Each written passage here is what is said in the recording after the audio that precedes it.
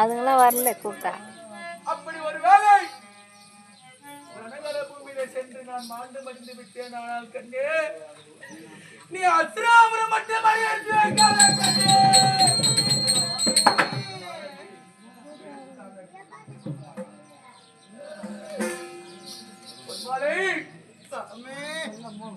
எங்கே சென்று எப்படி பிழைக்க வேண்டும் தெரியுமா?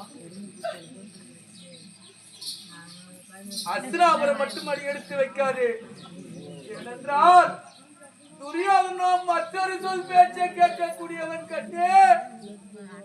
தன்மானம் என்று பாராமல் பிறருடைய மானம் என்று பார்க்காமல் அஸ்தினாபுரம் வீதி 60,000 வீதி.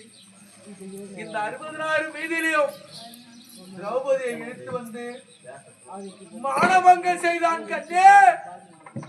அதனால் அஸ்தினாபுரம் மட்டும் அடியெடுத்து வைக்காதே.